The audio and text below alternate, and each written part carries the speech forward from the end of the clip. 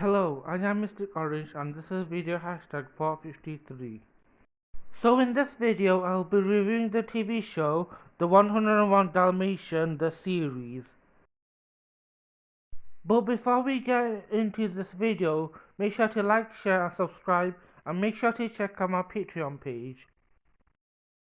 For the past 7 days I've been watching the 101 Dalmatian. I however haven't finished watching it. I stopped watching it like kind of the first part of season 2. I also watched the 101 Dalmatian the movie alongside it. I also gave myself a break because I needed it.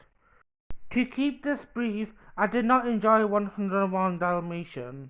I just wasn't engaged with the show. The show has 2 seasons. The first one has 12 episodes, the second one has 53. So where can you watch 101 Dalmatians? There is already a YouTube playlist about 101 Dalmatians.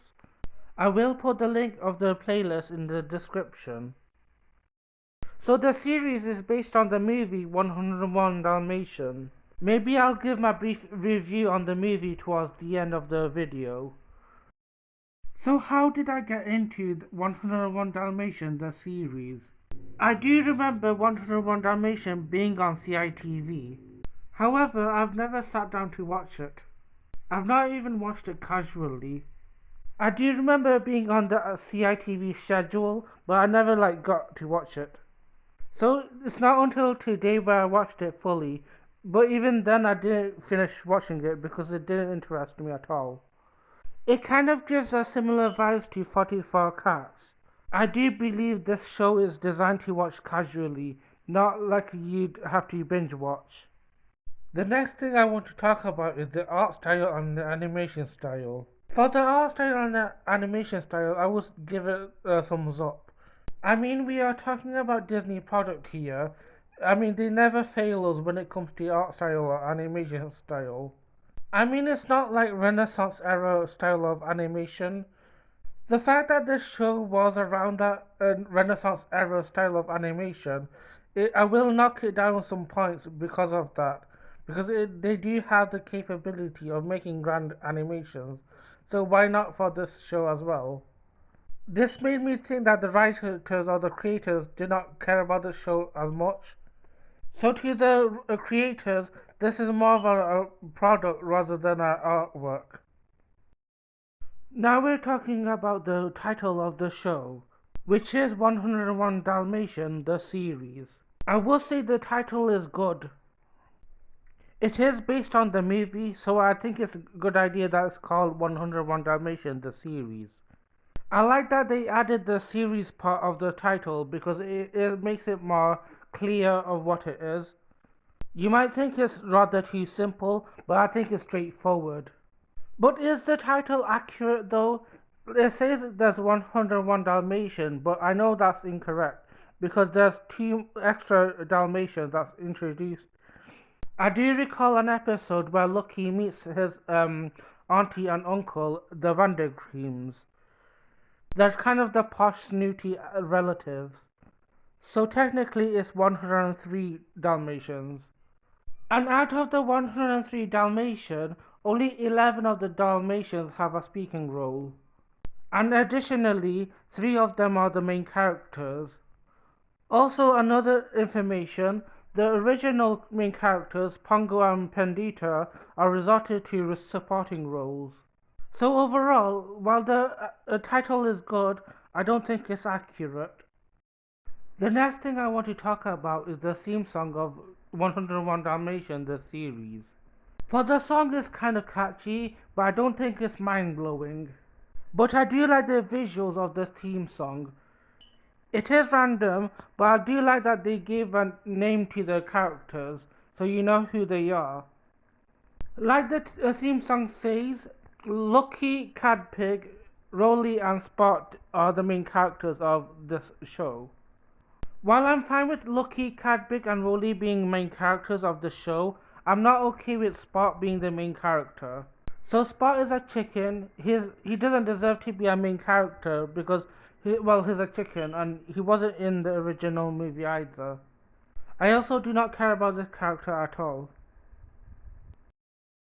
The next thing I want to talk about is the characters from 101 Dalmatians. While we do have characters from the original movie, we also get new characters. And like I said before, the characters Lucky, Cadpig, and Rolly get to be the main characters, and Pongo and Pendita are resorted to supporting roles. And I'm not gonna lie, I think the main characters kind of resemble the 44 Cats characters a bit. Like the first character, Lucky, kind of resembles Lampo from 44 Cats. And just like Lampo from 44 Cats, Lucky is the leader of the group, and he's kind of adventurous and active of the group. And I would consider Lucky being my favorite puppy of the group because he's really cute. Then we have Cadpig, who kind of resembles both Milady and Pilu from 44 Cats. Not only is Cadpig a female of the group, she's also the smallest like Pilu, and she's also the smartest like Milady. And then we have Rolly, who kind of resembles Meatball from 44 Cats. Not only is he chubby, he kind of eats a lot like Meatball or Owen from Total Drama. He's also not the brightest either. We also have the original supporting characters like Colonel Dog, Captain Horse, and Sergeant Cat. But the one supporting character that sticks out to me the most is Tripod, the three-legged dog. Despite having 3 legs, it's considered the fastest dog.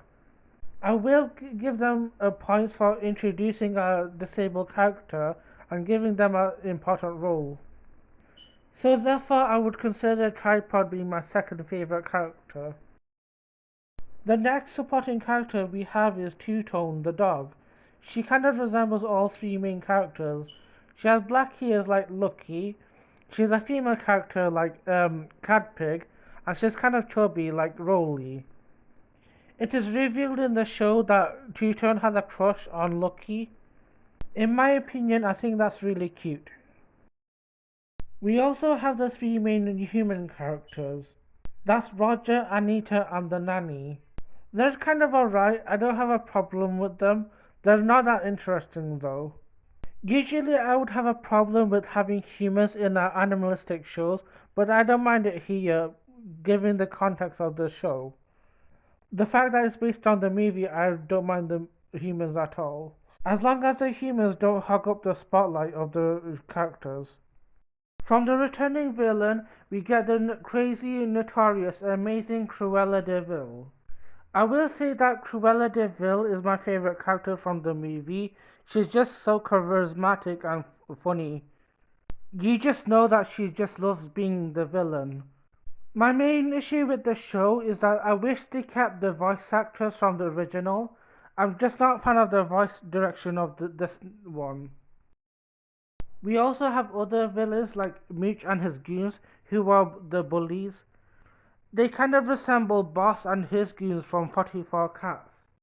Now we're on to talking about the episodes of the show. I have to be really honest with you, I didn't find the show really engaging to watch. Because whenever I have to watch the show, I would always think about something else.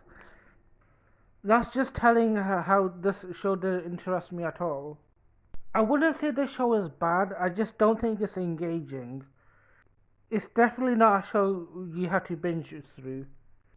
Therefore, I can't really pinpoint what my favorite episode is, or I can't really pinpoint what my least favorite episode is. I guess my least favorite episode has to be the one about Christmas Carol. I think I'm kind of sick of that shows do the Christmas Carol stuff.